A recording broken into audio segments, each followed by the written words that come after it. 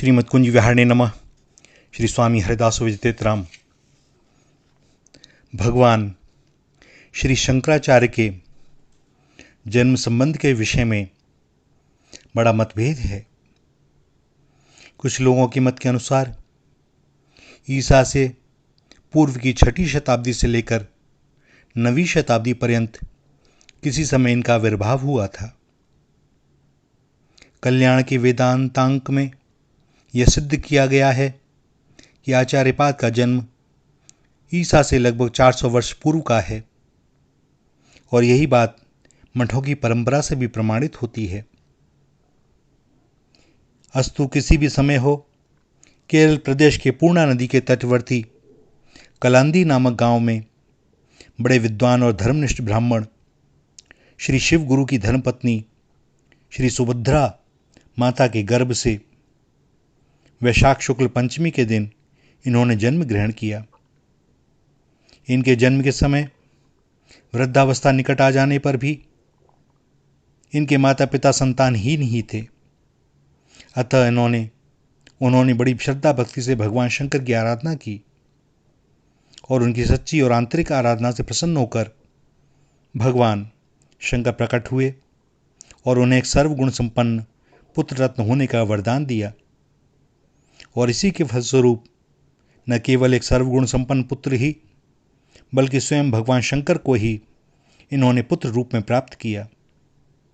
और इस दंपत्ति ने अपने बालक का नाम शंकर ही रखा। बालक शंकर के रूप में कोई महान विभूति अवतरित हुई है, इसका प्रमाण बालपन से ही मिलने लगा। 1 वर्ष की अवस्था होते होते बालक शंकर अपनी मातृभाषा में अपने भाव प्रकट करने लगे और 2 वर्ष की अवस्था में माता से पुराण आदि की कथा सुनकर कंठस्थ करने लगे। 3 वर्ष की अवस्था में उनका चूड़ाकर्म करके उनके पिता स्वर्गवासी हो गए। 5वें वर्ष में यज्ञोपवीत के उपरांत उन्हें गुरु के घर पढ़ने के लिए भेज दिया गया और केवल 7 वर्ष की अवस्था में ही वेद वेदांत और वेदांगों का पूर्ण अध्ययन करके ये पुनः घर वापस आ गए। इनकी असाधारण प्रतिभा देखकर इनके गुरुजन भी आश्चर्यचकित रहते थे। विद्या अध्ययन समाप्त कर शंकर ने संन्यास लेना चाहा, परंतु जब उन्होंने माता से आज्ञा मांगी तो उन्होंने मना कर दिया। बालक शंकर माता के बड़े भक्त थे, उन्हें कष्ट देकर संन्यास लेना नहीं चाहते थे। एक दिन माता के साथ वे नदी में स्नान करने गए। उन्हें एक मगरमच्छ ने पकड़ लिया। इस प्रकार पुत्र को संकट में देखकर माता के होश उड़ गए। वह बेचैन होकर हाहाकार करने लगी। शंकर ने माता से कहा, यदि आप मुझे संन्यास लेने की आज्ञा दे दो तो यह मगरमच्छ मुझे छोड़ देगा। माता ने तुरंत आज्ञा दे दी और मगरमच्छ ने शंकर को छोड़ दिया। इस प्रकार माता की आज्ञा प्राप्त कर वे 8 वर्ष की उम्र में अपने घर से निकल गए। जाते समय अपनी माता की इच्छा के अनुसार यह वचन देते गए कि तुम्हारी मृत्यु के समय मैं घर पर उपस्थित रहूँगा। घर से चलकर शंकर नर्मदा तट पर आए और वहाँ स्वामी गोविंद भगवत्पाद से दीक्षा ली। गुरु ने इनका नाम भगवत पूज्य पादाचार्य रखा। इन्होंने गुरु के द्वारा उपदिष्ट मार्ग से साधना आरंभ कर दी और अल्पकाल में ही बहुत बड़े योग सिद्ध महात्मा हो गए। इनकी सिद्धियों से प्रसन्न होकर गुरुजन ने इन्हें काशी जाकर वेदांत सूत्र का भाष्य लिखने की आज्ञा दी और तब ये काशी चले गए। काशी में रहने पर इनकी ख्याति दिनों दिन बढ़ने लगी और लोग आकर्षित होकर इनका शिष्यत्व भी ग्रहण करने लगे। इनके सर्वप्रथम शिष्य सनंदन हुए, जो बाद में पद्माचार्य के नाम से प्रसिद्ध हुए। काशी में शिष्यों को पढ़ाने के साथ साथ ये ग्रंथ भी लिखते जाते थे। कहते हैं, एक दिन भगवान विश्वनाथ ने चांडाल के रूप में आकर इन्हें दर्शन दिए और इनके पहचानने पर प्रणाम करने पर ब्रह्मसूत्र पर भाष्य लिखने और धर्म के प्रचार करने का आदेश दिया। इसके बाद इन्होंने काशी, कुरुक्षेत्र, बद्रिकाश्रम आदि की यात्रा की, विभिन्न मतवादियों को परास्त किया और बहुत से ग्रंथ लिखे। प्रयाग आकर कुमारिल भट्ट से उनके अंतिम समय में भेंट की और उनकी सलाह से माहिष्मति में मंडन मिश्र के पास जाकर शास्त्रार्थ किया। शास्त्रार्थ में मंडन मिश्र की पत्नी भारती मध्यस्थ थीं। अंत में मंडन ने शंकराचार्य का शिष्यत्व ग्रहण किया और उनका नाम सुरेशाचार्य पड़ा। इसके पश्चात आचार्य ने विभिन्न मठों की स्थापना की और उनके द्वारा औपनिषद सिद्धांत की शिक्षा दीक्षा होने लगी।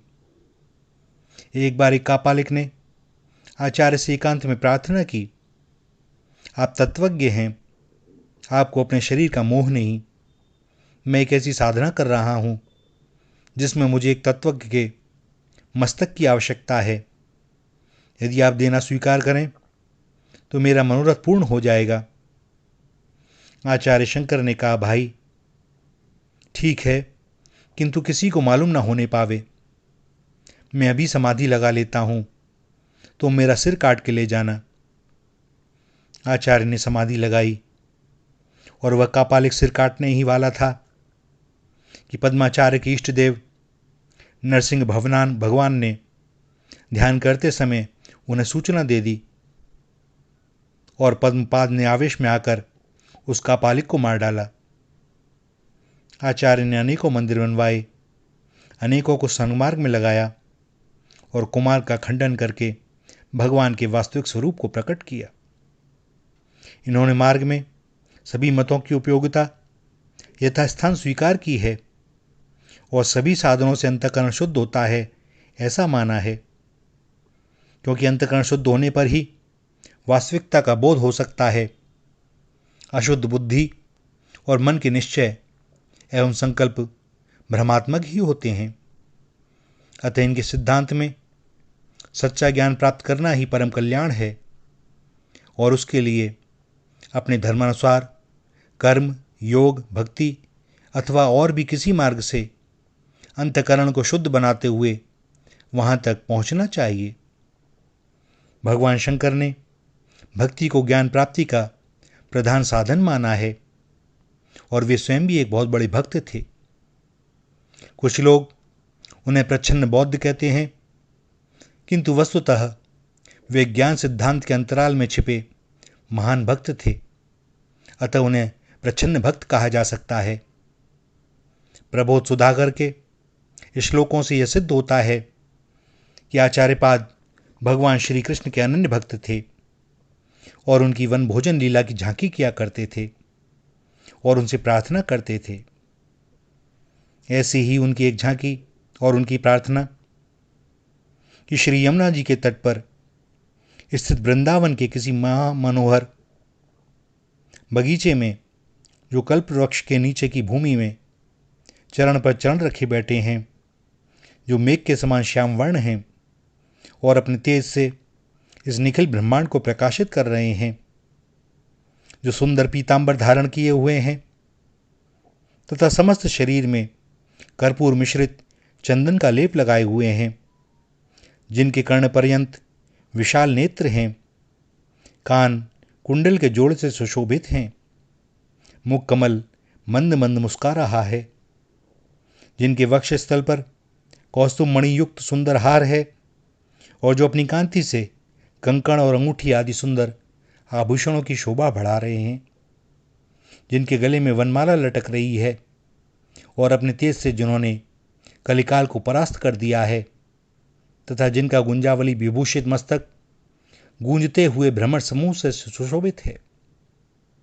किसी कुंज के भीतर बैठकर ग्वाल वालों के साथ भोजन करते हुए उन श्री हरि का स्मरण करो, जो कल्प वृक्ष के पुष्पों की गंध से युक्त मंद मंद वायु से सेवित हैं, परमानंद स्वरूप हैं तथा जिनके श्री चरण कमलों में श्री गंगा जी विराजमान हैं। उन महानंददायक महापुरुष को नमस्कार करो, जिन्होंने समस्त दिशाओं को सुगंधित कर रखा है तथा जो चारों ओर से सैकड़ों कामधेनु गौओं से घिरे हुए हैं तथा देवताओं के भय को दूर करने वाले और बड़े बड़े राक्षसों के लिए भयंकर हैं। उन यदुनंदन को नमस्कार करो जो करोड़ों कामदेवों से भी सुंदर हैं, वांछित फल के देने वाले हैं, दया के समुद्र हैं। उन श्री कृष्णचंद्र को छोड़कर ये नेत्र युगल और किस विषय को देखने के लिए उत्सुक होते हैं। जिन्होंने ब्रह्मा जी को अनेक ब्रह्मांड, प्रत्येक ब्रह्मांड में पृथक पृथक अति अद्भुत ब्रह्मा, वत्सों के सहित समस्त गोप तथा भिन्न भिन्न ब्रह्मांडों के समस्त विष्णु दिखाए, और जिनके चरणोदक को श्री शंकर अपने सिर पर धारण करते हैं, वे श्री कृष्ण त्रिमूर्ति से भिन्न कोई अविकारिणी सच्चिदानंदमयी नीलिमा है। त्रिपुरारी शिव और कमलासन ब्रह्मा जिनकी कृपा के पात्र हैं, परम पावनी श्री गंगा जी जिनके चरण नख का धोवन है, तथा त्रिलोकी का राज्य जिनका दान है, वे सर्वव्यापक और हम सब के आदि कारण तथा कुलदेव श्री यदुनाथ सदा विजयी हो रहे हैं। हे कृष्ण नामनी मातेश्वरी, मोहरूपी मूल नक्षत्र में उत्पन्न हुए मुझ पुत्र को भरण पोषण के लिए माया के हाथों में सौंपकर तू बहुत दिनों से मेरी ओर से उदासीन हो गई है। अरे एकमात्र करुणामयी मैया, तू एक बार भी मेरे मुख की ओर नहीं देखती। हे सर्वज्ञ, क्या तू उस मोहरूपी मूल की शांति करने में समर्थ नहीं है? नित्यानंद रूपी अमृत के समुद्र से निकला हुआ और सज्जनों की उत्कंठा रूप प्रबल वायु से उड़ाकर लाया हुआ सत्स्वरूप नील बेग तेरे पास ही अद्भुत विज्ञानामृत की अपने वचन रूपी धाराओं से वर्षा कर रहा है। अरे चित्तरूपी पपी है, यदि तुझे उसे पीने की इच्छा नहीं होती तो तुझे व्यर्थ ही किसी ने पकड़ रखा है या तू सो गया है। अरे चित्त, चंचलता को छोड़कर अपने सामने तराजू के दोनों पलड़ों को रख। उनमें से एक में समस्त विषयों को और दूसरे में भगवान श्रीपति को रख। उन दोनों में से किसमें अधिक शांति और हित है, इसका विचार कर, और युक्ति तथा अनुभव से जिसमें परमानंद की प्राप्ति हो उसी का सेवन कर।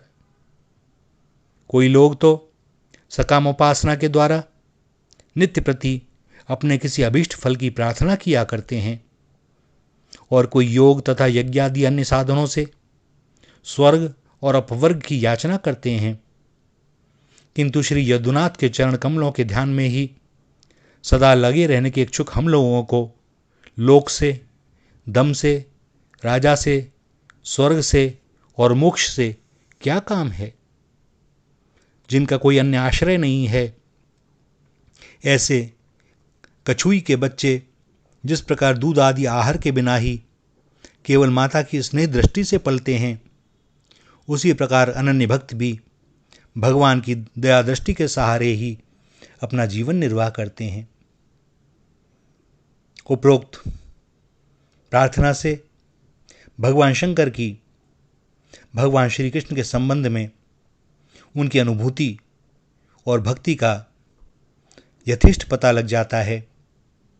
भगवान शंकर के द्वारा रचित ग्रंथों की एक बड़ी लंबी सूची है, जिसमें प्रधान ग्रंथ हैं ब्रह्मसूत्र भाष्य, उपनिषद जिसमें ईश, केन, कठ, प्रश्न, मुंडक, मांडुक्य, ऐत्रेय, तैत्तरीय, छांदोग्य, बृहदारण्यक, नरसिंह पूर्वतापनीय, श्वेताश्वतर आदि हैं। भाष्य गीता भाष्य, विष्णु सहस्त्रनाम भाष्य, सनत सुजातीय भाष्य, हस्तामलक भाष्य, ललिता त्रिशती भाष्य, विवेक चूड़ामणि, प्रबोध सुधाकर, उपदेश शास्त्री, अप्रोक्षानुभूति, शतश्लोकी, 10 श्लोकी, सर्व वेदांत सिद्धांत सार संग्रह, वाक्य सुधा, पंचीकरण, प्रपंच सार, आत्मबोध, मनीषा पंचक और आनंद लहरी आदि विविध स्रोत इत्यादि हैं।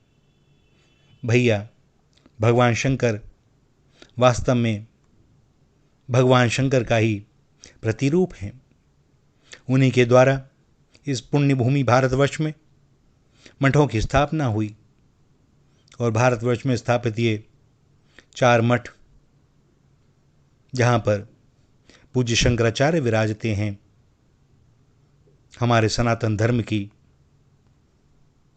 एक धुरी समझिए। भगवान स्वयं चाहते हैं कि हम सब कल्याण के मार्ग पर चलें, और इसके लिए वे शास्त्रों के द्वारा, गुरुओं के द्वारा, रसिक जनों के द्वारा, आचार्यों के द्वारा, ऋषि मुनियों के द्वारा किसी न किसी रूप में हमारे ऊपर कृपा करते ही रहते हैं, किंतु हम मूढ़ बुद्धि उसका लाभ नहीं उठा पाते। और भैया, इस सब की वेदना श्री हरि को बहुत रहती है। वे चाहते हैं कि जल्द से जल्द हमारा कल्याण हो जाए, क्योंकि आखिर हैं तो हम उनके ही ना। श्री राधा, श्री राधा, श्री राधा।